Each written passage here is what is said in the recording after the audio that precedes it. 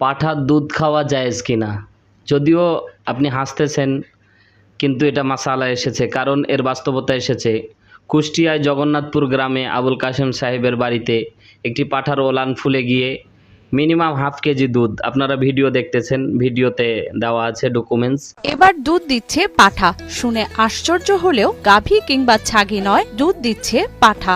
এমনই অদ্ভুত এক বিস্ময়কর ঘটনা ঘটেছে কুষ্টিয়ায়। পাঠায় দুধ দেওয়াকে কেন্দ্র করে অত্র এলাকায় সৃষ্টি হয়েছে ব্যাপক চাঞ্চল্য। আমার লাইফে কোনোদিন আমি দেখিনি যে পাঁঠার দুধ হয়। একটা পুরুষ পাঠা ওর দুধ হয় নিম্ন হাফ কেজি করে দুধ হয়। হঠাৎ করে স্থানীয় খামারি আবুল কাশেমের একটি পাঠা প্রতিদিন আধা কেজি করে দুধ দিতে শুরু করে। ঘটনাটি জানাজানি হলে এলাকায় ছড়িয়ে পড়ে হইচই। কোনোদিন আমি দেখিনি যে পাঁঠার দুধ হয়, এই গত আমি দেখলাম যে পাঁঠার দুধ হয়। তো এটা আশ্চর্যজনক একটা বিষয়। আপনার এটা দেখে আমরাও হতবাক যে এটা হয়েছে। গত কয়েকদিন আগে হঠাৎ করে ওলান ফুলে ওঠে পাঠাটির। এরপর যখন সেখানে চাপ দেয়া হয় তখন বেরিয়ে আসে প্রায় আধা কেজি দুধ। এরকম একটা আশ্চর্য জিনিস দেখিনি। এই পাঁঠাতে হঠাৎ করে হাফ কেজি মতো দুধ হয়, বড় বড় বান, ঝাড়ি ছাগলের মতন বান। একটা আশ্চর্য ঘটনা। হ্যাঁ, আধা কেজি মতো দুধ হয়। কুষ্টিয়া সদর উপজেলার জগন্নাথপুর গ্রামের খামারি আবুল কাশেম কয়েকদিন আগেই বাজার থেকে তারা খামারে একটি পাঠা কিনে নিয়ে আসেন। কিছুদিন না যেতেই পাঠাটির শারীরিক পরিবর্তন ঘটতে থাকে,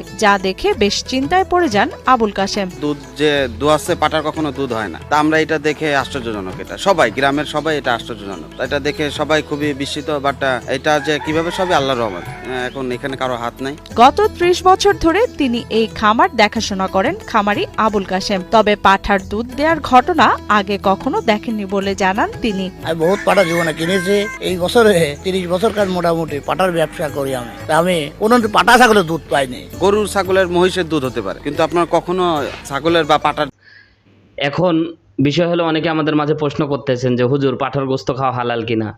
সহিহ বুখারী 5891 নম্বর হাদিস, আল্লাহ নবী সাল্লাল্লাহু আলাইহি ওয়াসাল্লাম এখানে দুধ খাওয়ার ব্যাপারে অসংখ্য রেওয়ায়াত বর্ণিত হয়েছে। তবে এই হাদিসে ডাইরেক্ট পাঁঠার গোস্ত খাওয়া, পাঁঠার দুধ খাওয়া হালাল বলা হয়নি। তবে পাঁঠার দুধ খাওয়ার ব্যাপারে ইজমা কিয়াস করে ওলামা একরাম বলেছে যে পাঁঠার দুধ খাওয়া জায়েজ। যেহেতু পাঁঠা খাওয়া জায়েজ, পাঁঠার দুধ খাওয়াও জায়েজ।